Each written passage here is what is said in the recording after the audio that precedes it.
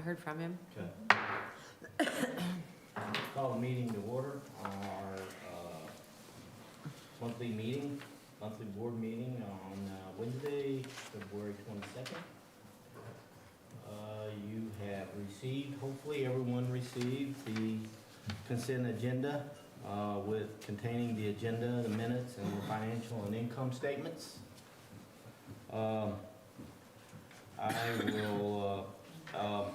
We do need to make some minor adjustments to the agenda. One being on under item number 6, we'll add Shannon Dick to the agenda for his report with regards to awesome business is what I understand.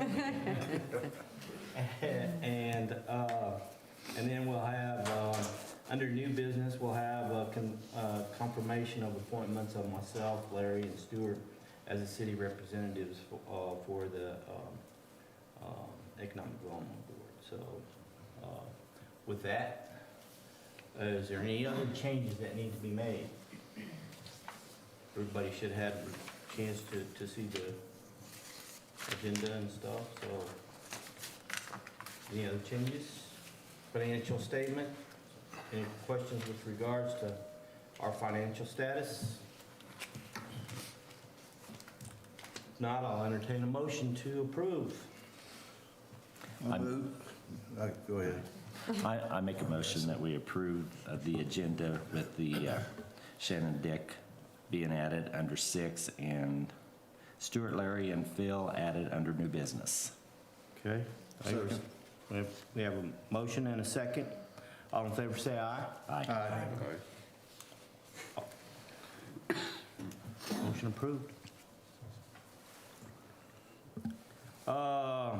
Public comments. You have no public comment? You have nothing to say? Life's good. Welcome to our board meeting. Thanks for coming, appreciate it. With that, we'll move on to our update from Ms. Lana Duvall, our president. Good morning. Good morning. We don't have any updates on the existing projects from the Department of Commerce. We've not heard any updates at all on those. Did have an update with the site consultants that we hosted in July and in November. They have narrowed it down to a couple of sites, one in Finney County and the other in a different county. So we'll continue to answer questions for them as those come up. Prospect Niagara, we continue to meet with weekly and have really good conversations going with them. Anticipate that project will continue to move forward, and hopefully we'll be able to make an announcement before too terribly much longer. Housing projects, I was able to tell the county commissioners yesterday we have somewhere around 1,000 units in the pipeline right now at some point of development. That's very exciting. Yes, it is. So we only have another 3,000 to go to hit the city goal and another 5,000 to go to hit the county-wide goal. So we're doing great. We are making progress, though. Hunter's Glen, if you haven't been out by that project, the one north of the cemetery, take a drive by there. That thing is coming together really quickly. And that developer, Michael Snodgrass, we're working with on some additional housing projects right now. So excited about that. We did submit a moderate income housing grant through the ARPA program, which is a pool of funds that the Kansas Housing Resource Commission set up specifically for large projects. So we submitted an MIH for the Sligo Station project, the first building of that, which is 60 units. Under that MIH program, we submitted a separate MIH under the regular program for smaller communities for Holcomb. So those, again, we just submitted those. They were due last Friday, and we got those in. So we'll see how that goes. So what's the timeline on the? They announce usually within 30 to 45 days. Okay. So, yeah, should know right away. So do they have other things that you can apply for after? No, they open up the MIH rounds twice a year. Twice a year, okay. Yeah. Okay, So. thank you. Uh-huh. Yeah. Western Kansas Corridor, we do have a really good interest coming in on the lots out there, so that's exciting, and I think we'll continue to see those go under contract. We've got 2 additional going under contract right now. And I was just in California last week, and a lot of the same discussions that we hear every time we're out there now, where the ag valley just continues to shrink, and the water available to the ag area continues to decrease. There's not a lot of dairies left, honestly, compared to what used to be out there, but had some more really good discussions about dairymen looking to go elsewhere, and not necessarily just in dairy. We talked to several who are just interested in coming out and farming. So we'll see how those discussions pan out. Today we do have the Garden City Community College and Newman University discussions at the community college, and those are broken up into different groups, but I think we'll have good turnout, and Newman is very excited about the opportunity to get in front of our businesses and see if there's ways that they can work with the community college to add some additional 4-year degree options. So we're excited about that. I was also notified late last week that Governor Kelly has appointed me to an early childhood transition task force. We'll begin work on that in March. I think I counted last night, I think there's 14 of us from across the state that have been asked to serve on that. So hopefully we'll see some changes coming in the early childhood arena, and get some awareness around the child care shortages and kindergarten preparedness. You know, I'm excited about what the direction she's going with the task force. She's put the folks at KDHE on, so we've got 2 secretaries on it, and 2 representatives, 2 senators. The hope is certainly that we come away with it from this with a plan to move forward that makes the licensing far less challenging, but also really focuses on the quality of early childhood education across the state of Kansas. It's good to get the recognition out there and to start hearing those conversations. You guys have been hearing about it for a lot of years, but really the state of Kansas has only been talking about it for a couple of years. So it's pretty exciting to see that finally moving forward. So again, we have the Garden City Community College and Newman University meetings today. And then March 9th, we're co-hosting with the Southwest Kansas Builders Association a Garden City Builds event, which is just an opportunity to get builders, commercial builders, residential builders, architects, engineers, anybody related to the building trades, get them in the room with the neighborhood development services staff and just talk through the regulations and see if, get feedback from the builders and design professionals to see if there's things that we can improve on, but also just to help them understand that we're all in this together, and there's a lot of opportunity for construction over the next several years, and we just want everybody on the same page as we go into that. So we're excited to be hosting that. Again, we're co-hosting that with Southwest Kansas Builders Association and the City of Garden City Neighborhood Development Service Office. Where will that be? That will be at the Nazarene Church. It's on the normal meeting day for the Builders Association, so we're just stealing their reservation at the church. At what time? At noon. Will they serve lunch? Yes. Okay. Is that what's most important? Are you already hungry for your lunch on March 9th? No. It's Lent today. You can't be hungry. You can't even think about Yeah, food. that's right. There you go. So that's what I have for you. I'm happy to answer any questions. Good report. Any questions for Lana? Your new hire. Oh, yes, I can tell you. Thank you, Grant Steve. Littenberger has accepted the position to do the business planning and business development, and he'll also work in workforce development. That's the position that, if you remember, you approved a contract with Small Business Development Center to pay a portion of that salary. They'll provide the computer and all of the training and all of the software to allow for the business plans. And so we're very excited. Grant grew up in Garden City, went away to college at Fort Hayes, and has been back for several years now, and we're very excited to have him join our team. So if you come in the office, you'll see boxes everywhere. We're kind of shifting people around to make room, but he will start March 13th. Thank you. Who Uh-huh. are his parents? Jeff and Marla? Jeff? Yep.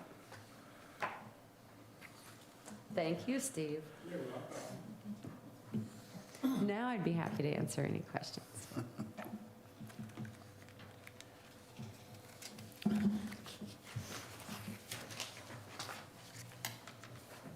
No questions, let's move on. Mr. Cottrell? Good morning. Good morning. In addition to this being Ash Wednesday, it's also National Margarita Day. Heard that on the radio. Let's go for it. KDOC was, as Lana mentioned, has been very quiet on responding or any feedback on previous applications or proposals. And we didn't get any RFPs from them this month, so. Lana mentioned Project Niagara, so there's, we have a weekly Zoom, mostly weekly. Occasionally, schedules get screwed up and we don't have them. So we're staying in good contact with those folks. Western Kansas Corps, Black Hills should be there this month, or between now and next month. Putting in gas lines. PEC is still working on the infrastructure and highway plans for phase 2. Good news, the county will be opening bids on March 20th for the replacement lift station. So there is some progress there. Thank you, Commissioner. Then I worked on a couple of concepts for the next generation of commercial development, a large-scale commercial development. And thanks to Lana, I got involved in some concept drawings for renovation and expansion of the senior center. So, yes, that was fun. On the residential side, the small residential development on Spruce Street, on the south side of Spruce, completely surrounded on the west, east, and south sides by East Cambridge Square, is moving forward. The city approved that property as eligible for RHID and submitted that off to Secretary of Commerce for his approval. Lana mentioned the MIH application in Sligo. And tomorrow afternoon, we're having a kickoff meeting with the developer and the project team. Get everybody together and start moving that thing forward, plans and all the good stuff. What will happen first on that, Steve? The Commercial or the residential? The MIH application is for the northwest building, which is predominantly the apartments, but some retail and office on the ground floor. But in order to do that, you pretty much got to design the whole site. So I think developers are ready to kick in gear for the whole thing, and once he starts building, they just keep going. So those buildings will be, are they leased, or are they to own, or how?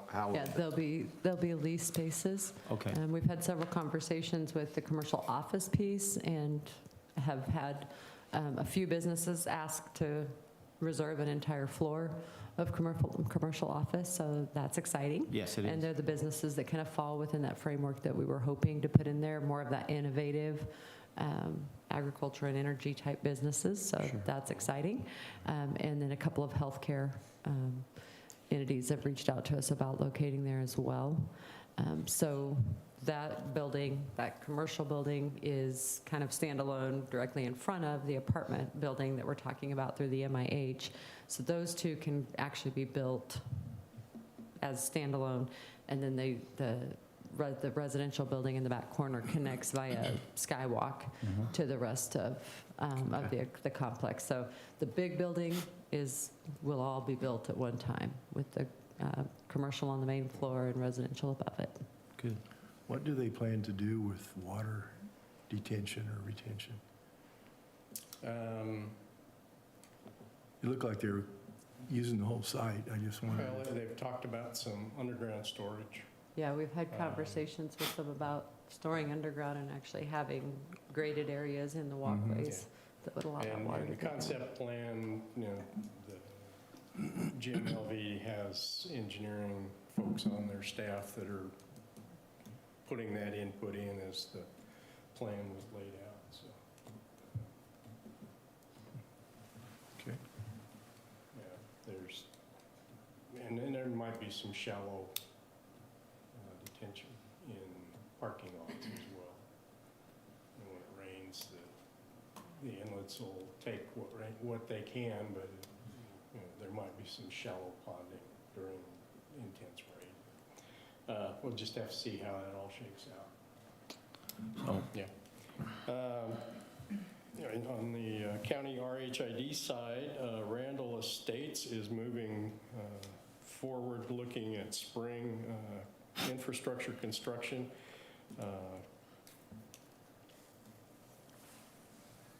Getting final cost estimates, actually your contract costs put together for an amendment to the developer's agreement with actual costs as best we know.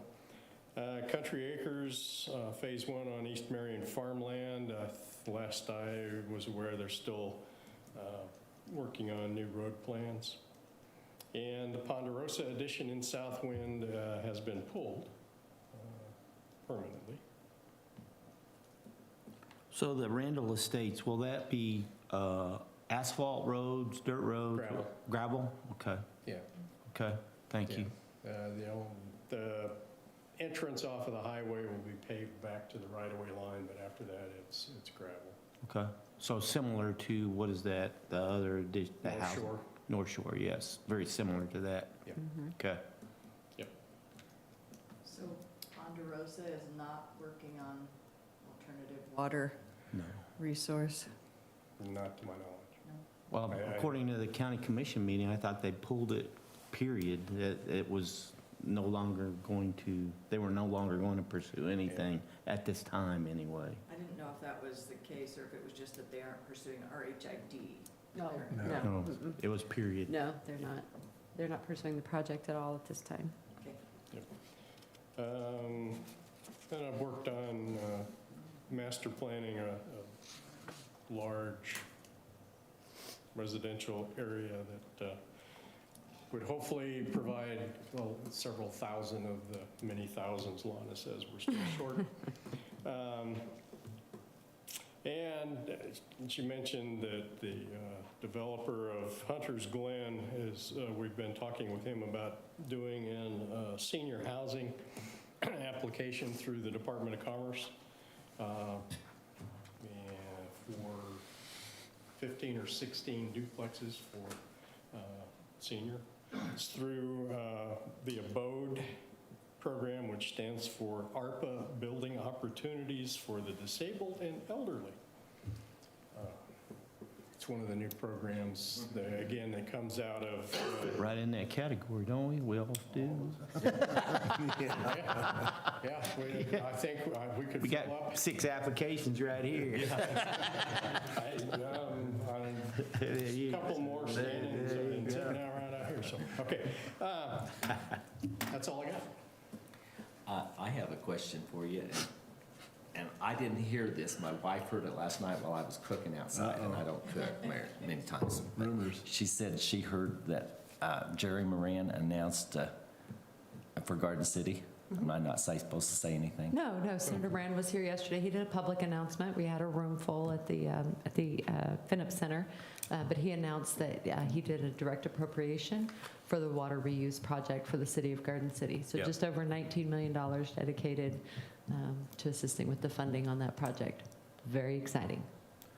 So do they plan to pump that water somewhere? The plan as it stands right now would be to actually recharge the aquifer in the well fields where the city of Garden City pulls the water. Gotcha. So it creates an opportunity because, again, we now know that the aquifer is not shifting a lot laterally. It just gives us an opportunity to take all of the water, which is around 1 billion gallons a year, going through our wastewater treatment plant, which includes the DFA water. That will take that water back and pump it back to recharge the aquifer. It's a very cool project. Sounds like it. Yeah, the city's worked really hard on that and deserves a lot of kudos. Big pumps. Any other questions? Mr. Cottrell? I guess you can sit down, Steve. Thank you. Next on the agenda, we have Mr. Scott Ost, Communications Director. Good morning. This past month, we had about average, not quite 3,000 visits to the website.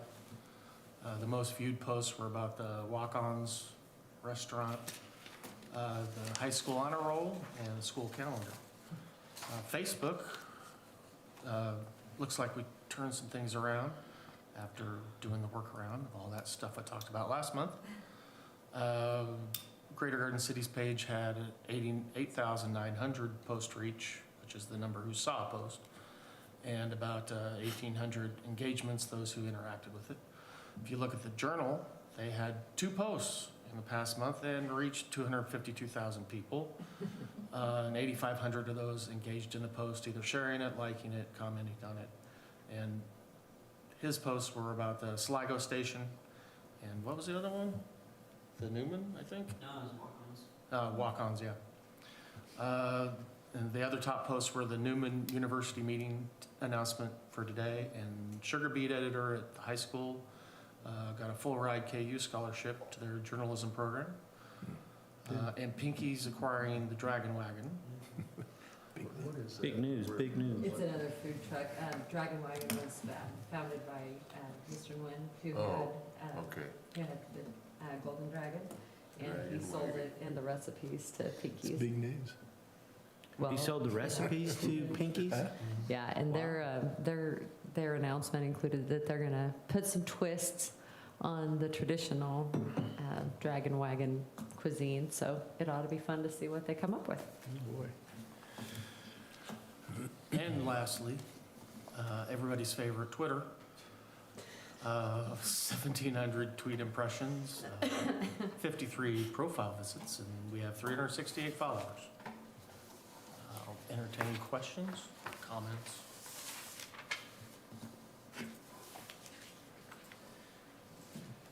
Any questions? Think we're good then. Thank you, Scott. Mr. Shannon Dick, you're up. All right. Well, good morning. Good morning, sir. The fun thing is we always get new things, new questions, new ways to address things. And this is a brand new thing that kind of addresses things that came out of the ICSC meeting down in Dallas. So if we go, you know this, we talked about this last time. We have a lot of really high-ranking stores in Kansas, and even like Taco Bell fluctuates between top 10 to top 25-ish in the nation, because we get real-time updates, so you can kind of just see. So we do really well. I mean, we have the best Taco Bell in Kansas, we have the best Applebee's in Kansas, we have I think it's the best Popeyes in Kansas, and so forth. So we're doing good stuff. We talk to the people, we talk to the different concepts and say, yes, we love your market. We love that you've done $1 billion in sales. We love that you have the best restaurants in many categories, in top 10 across the state in almost all of them. So go ahead. Here's our site criteria. Find us a place to go. And if you go look through these, we hit almost all of these every single time. Trade area. People are really good now. It's been really interesting using placer data in our other stuff when we're talking about that trade area. They're really accepting of that 250,000-ish population as our trade area. We're back that up. That doesn't seem to be a problem. Daytime population, we have over 30,000. Then they say, well, let's find a place that has 45,000 cars going by it. Okay, well, let's go look and see. I think the next slide says, well, here's our most busy, at least on the east side of town. There's our most busy spot right now, 14,000 cars. And so we get into these positions where we have a great market, we have great sales, we have restaurants that are performing top in their category in the state. And then when they say, well, where can we go? And you say, well, I mean, here we go. Mary Street has good traffic, 10,000, 12,000, 13,000 a day. And they're all saying, but none of these work. Well, okay, well, here's the issue. I mean, we have two things going on. We have top performing restaurants and we have not that much traffic comparatively to Wichita and stuff like that. So what we have to start thinking about, and this is the process that we're start working on, is, we'll see what the next slide is. Yeah, how do we determine how valuable traffic is to a restaurant? Because we're at definitely two different scenarios here. We have traffic in Wichita that has 20,000, 30,000, all this, 45. but they're not a top performing restaurant. And we have our streets where we're building on 10,000, 14,000, We are. and we have top performing restaurants. So we need to start thinking about, and we need to start saying and conveying to this that there's a value to traffic. And there's an idea that a lot of traffic that we see in bigger cities is junk traffic. It's not people going by these restaurants because they're going to go to the restaurants. They're going by these restaurants because they're going to something 4 or 5 miles away, and they're driving past 4 different Starbucks and 4 different Taco Bells. So they're getting the traffic. None of them intended to stop at that restaurant that they're driving by. They're going there. So when we have a city, a community like ours that's more compact, that we don't have sprawl. I mean, people from Scott City, if they want to go into, we'll just say like Buffalo Wild Wings, they're coming highway, bypass. They maybe go through a couple of restaurants, but they're passing 2 or 3 or 4 things, and they're going right to their thing. So how do we start measuring this, and start talking to these people who are interested in our community because of the economics? How do we start talking to this? So what I did is start working on this idea of a traffic capture ratio. How many of those people that are driving by a place are actually stopping at a place? So this was for a specific project, so I looked at any of the restaurants that had sit-down and drive-through on the east side of Fleming. And really, if you look at some of these concepts that have both, like Burger King, our Burger King on the west side of town, even though it has a little bit less traffic or yearly visits, actually does a better capture ratio because there's not as much traffic on Taylor. So this is what we did. I looked at the yearly visits for each of those concepts, and then the max entrance traffic for each of those. So what's the traffic in this spot when you go right into there, what's going on there? And then we get a ratio. So for Taco Bell, that traffic capture ratio is 20. So what you can do is you can take your traffic capture ratio times by the daily traffic, and that shows you how many yearly. So obviously the bigger that traffic capture ratio, the more people that are driving by that end up going in, that ends up with more yearly visits. And then what we can do is we can calculate the traffic capture ratio, specifically in this case, I was just looking at Wichita. So we go to the next slide, and I looked at their Taco Bells, their McDonald's, their Arby's, their KFC's, Burger King, Popeyes, Freddy's. So we're talking in Wichita, traffic capture ratio on the high end is 4.5 at Popeyes. Low end, we're talking about 1.3 on average. Flip back a slide, Lana. Here's our traffic capture ratios. We're talking between 4 on the low end and up to 34 for Freddy's and Popeyes, which is really interesting because, sorry, people don't want me to do this because then I lose my audio. Jamie's agreeing with me. Look at this traffic number. That is 6,000 for traffic in front of the top Popeyes and one of the top, I think we're number 2 Freddy's in this state. Nobody, if they look at their normal metrics right now, would ever choose that location by traffic. But we're a top performer, so we have to start conveying this idea that people are going to places intentionally, and we could probably put whatever. If we're talking about Chick-fil-A, which this isn't a Chick-fil-A project, but if we're talking about Chick-fil-A, we could probably put it anywhere in the county, and it would do well, because people are intentionally going to these places. So okay, so go forward, and one more. So here's a graph of Garden City, we're the dark blue, Wichita's the light blue, and you can see there's some things like McDonald's overall, just everywhere, they do well on traffic capture. Our Taco Bell does exceedingly well. Arby's, we're about the same with Arby's, just it's really low across the board. But what we see as a per concept average, the traffic that's going by our roads compared to Wichita is 260% more valuable.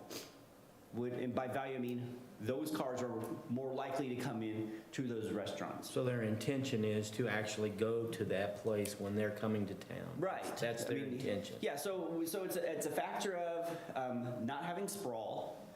It's a factor of having a pretty efficient highway system where you have bypasses that you can get around. If you're coming in from outside, you can go and kind of get to pretty close to where you're trying to go.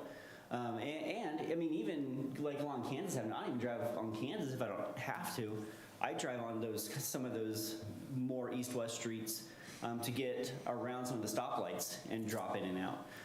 As opposed to bigger cities, you're not going to do that on like on Wichita. You're going to go on 21st Street. You're just going to drive on 21st Street. You're not going to take a side road over. So yeah, the traffic that we see in front of these businesses are way more valuable. So if we go to the next slide, so what we need to do is we need to look at what I'm calling is a true traffic count or looking at a traffic capture ratio and start saying, well, this is what we really need to be thinking about when we're comparing it to metro cities.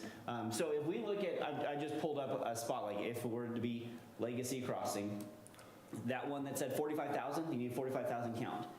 Okay, well here we go. We have 12,000 in one of the entrances, about 8,600 on campus. So that gets us about 20,000 total out of the wedge traffic. But we know that if we're talking about us versus a larger city like Wichita, we actually should times it by 260% or 2.6. So we actually get to a count of effectively the traffic that's on Kansas and campus. Effectively, that's 50,000 cars. So we actually do, if we're talking about the value of those cars in Garden City compared to Wichita, we actually do hit those numbers, which starts to make sense. So we do have effective traffic like they do in their site selection. This is why we get to have, we have such high sales. And then I don't think I have this in my next slide. Is my next slide didn't? So what's interesting is when you look at the concept that they did build when we're looking at these guys, in Wichita, the traffic that they put it on, 18,000. And you're like, okay, so you say 45. You yourself in big cities aren't even listening to that, but then we have something that's not that far away from 18,000.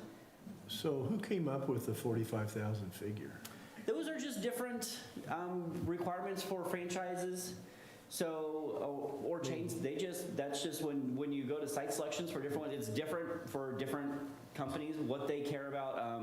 And then, so this one actually has like, if you're this kind of community, we have these site selections. This is just a traffic generator community. They had one for like, basically like university town. What are our requirements for a university town? What are our requirements if you're in a, like a non-traditional, like a airport setting or something like that? Here's our theirs. So our community fell into traffic generator kind of things, and like I said, we hit every one of these. We just don't hit that traffic, and we're not even close. I mean, Comparison is. I mean, if we're trying to do it through traffic, we need to tell everybody in town, drive around 3 or 4 times before you go there so that we get the numbers up. But I mean, that makes no sense. I mean, we're already our restaurants are performing well, and so we have a good story to tell our, if you want money, we can do that. If you want cars driving by, not as good, but you get the money, so. So have you shared this information with prospective restaurants? Just one that specifically came up with, but this is gonna be, I think, our typical way to address issues when we talk about traffic counts, because we're always gonna fall behind when we talk about traffic counts, just because really our city is efficient. And we have 250,000 people that drive in, but like we see with Freddy's and Popeyes, I mean, you're not gonna have to drive by anybody to get to Freddy's and Popeyes if you're coming in from anywhere out of town, because you'll be even driving up Jimmy Barker to get on the backside. You're not driving past any restaurants then. You're only going specifically to those places. So has our recruiting consultant seen this? no, this is Not yet? new enough that this was specifically for one concept that, I mean, That we're working on but without. Ricky's Ricky's not involved in the concept that he Yeah. prepared this for, but yes, he'll, Yeah, eventually. Yeah. this will be put into another one-sheeter, kind of like, Yeah, this is hot off the presses. I was writing this up. This is the first time this has even been typed up even. Outside of an email to that person, this is the first time this is even typed up in a Good presentation. information. So can this information be utilized like with a Home Depot or Walmart or some of those types of stores where, Yes, it can. The reason this works a little bit better with restaurant Restaurants. type things is because tickets here, like when a group goes to IHOP here versus IHOP in Wichita, our ticket prices are about the same. So traffic here, or store visits here and store visits in Wichita are the same. The problem that we have, if we just look at store visits, like we'll talk about Sam's Club. Sam's Club here, we have people coming in from our whole region, and they're not doing a typical ticket because they're coming in once a month, loading up, and then heading out. A typical ticket in Wichita is more of a weekly kind of trip, maybe bi-weekly. So we can do this, but then we start getting away from being comparable, directly comparable. I mean, if we do well, it would be even better because we know our tickets are bigger on those kind of retail. Sure. So we can do a similar thing, but it also seems like those kind of concepts don't care as much about that traffic count, and they really do care more about the regional sales. So far this hang-up's only really happened with restaurants, and so that's why we need a method to address that, because they come in, they're excited, and they say, show us the one place in town that you can get us 45,000 cars. That's not the case, yeah. So, I'm I'm sorry. sorry, go ahead. You just came up with this since Dallas? Mhm. That's amazing. It's only Always- possible because we have that placer tool. I'm We just couldn't do always- this kind of thing until we had that. I'm always so impressed with our staff. It's like, they throw another curve at you, like, oh, but you don't have the traffic, and you guys are like, okay, but we don't, let's look at this differently. show you this. So how do like Home Depot and Sam's and Menards, how do they compare to others within their chain? So that's interesting. And so we are about average with retail. So when we're talking about traffic. Yeah, no, I'm We're about average. venturing off in Yeah, that direction. and so that's really interesting because we know, like when we're talking to, like when we talk to the Target groups, we talk to Sam's, and they're like, "You guys are performing amazing." You go look at our traffic, and it's about average. Which still, I mean, we're one of the smallest communities that Sam's is in. So I mean, us doing average compared to whatever 2 or 3 stores in Wichita, like still that's amazing. Oh, yeah. But then we get into the issue of, well, the tickets, because they're coming in from Syracuse, they're not going to come back and forth like you would in Wichita. Are bigger, yeah. So yeah, even then, I mean, you hate to, like when we're so used to being such a top performer, you hate to say that our traffic's only average. But I mean, at the same time, that's still really good for the middle of nowhere, Western Kansas. I mean, the middle of everywhere. We have intentional traffic. We have intentional traffic. That's what we need to say. Those people actually want to be driving. Well, we definitely need more places to eat, because Saturday night, there was nothing available in 3 locations for over an hour and a half. And then when we drove home, they were all, we live in Hokum, and we drove from the east side of town, went through, and every place to eat was full. In the market study that we have, we are short a Menards worth of restaurants in our community. That's a lot of square feet. Think how big Menards is. We can turn all that into different restaurants, and that would be what we actually need to fulfill what a community would typically have with a trade area like ours. And you can imagine how many people says, the hell with it, let's just go home and eat. Yeah, so we have a lot of people that are missing out. Yeah. Any other questions? Good report, good information, Yeah, thank it you. is. This is Very great. interesting. Yes, that's pretty awesome stuff. Lana, you do have a good staff. Nobody's reminded you that the staff is excellent. Thank you for that comment, Vicki. They are all amazing. Yes, they are. All righty, thank you, Shannon. Under new business, we have the confirmation of appointments of myself, Larry Stewart, as city representatives. do we need to have a motion to accept those? We will, and I'll just, I apologize for the late add to the agenda, but that didn't take place until yesterday at the city commission meeting where they actually made the appointments. So if you remember, when you changed the bylaws at the annual meeting, that moved the county to 2 representatives and the city of Garden City to 3 representatives. The city, as we talked about at the annual meeting, agreed that we have a very strong board seated, and they didn't feel any reason to go outside to seek a different representative. So instead, they chose to move Stuart to a city representative position, not because Stuart's their favorite, although he may be, I don't know. But maybe you are, I don't know.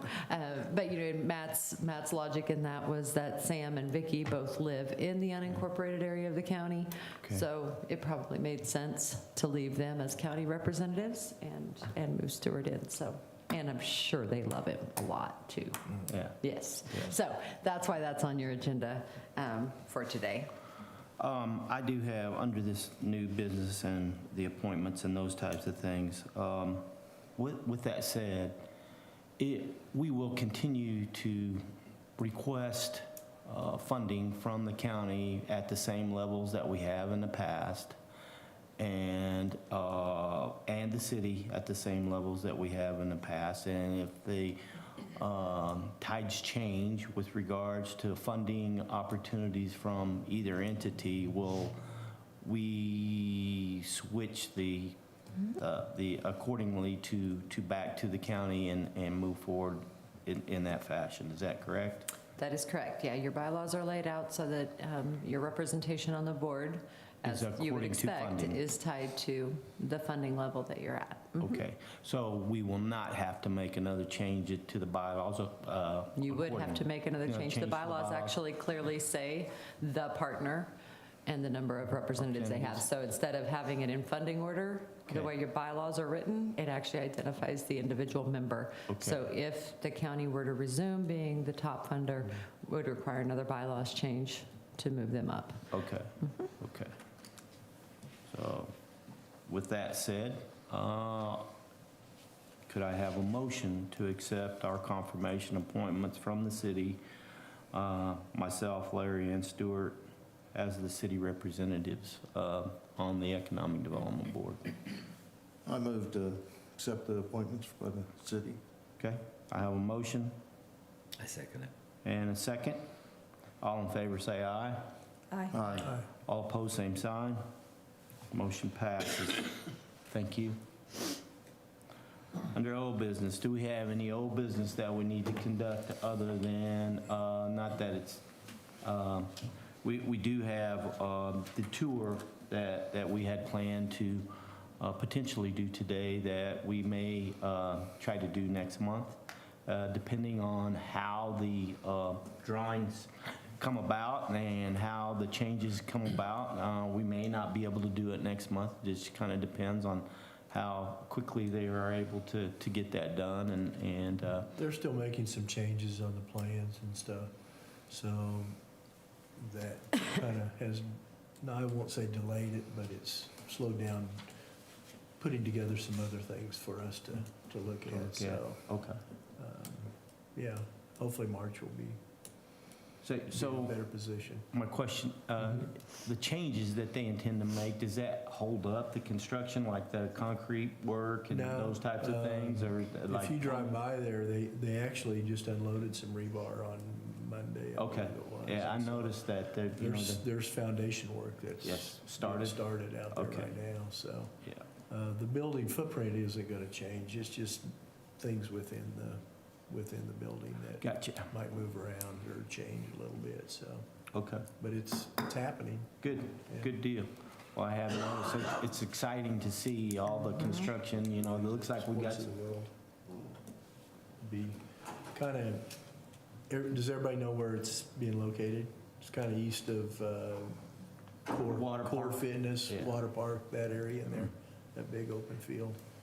And it actually kind of wraps on around and then connects back into Spruce on the, or Shulman, I mean, I said Spruce. Shulman on the kind of the northeast corner there. over there where the housing addition is. Yeah, it kind of surrounds Yeah, it backs up to that housing addition to the east there. So you go back there by the motel, I mean, the road that goes Yeah, in order to be it.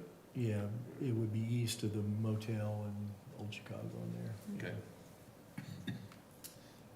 Okay. Do we have a need for executive session, some client confidentiality information that needs to be shared? Yeah, just briefly, probably 10 minutes, and be Okay. fine. Did you vote? With regards to? On the confirmation? Yes, we did. Thank you. Wake up, Steve. We had a motion and a second and. I'm here, that's all you get. All right. We'll make that reservation for you right off the bat. So we have a need for executive session for approximately 10 minutes. Could I have a motion to go into executive session for that 10 minutes? So it's 8:15 to 8, let's just call it 8:30 to make sure that we're covered. That's a move. We got a motion Second. and a second by Stewart. All in favor, say aye. Aye. All opposed, same sign. We'll go into executive session till about 8:30. Thank you for attending, everyone. And just a reminder, our first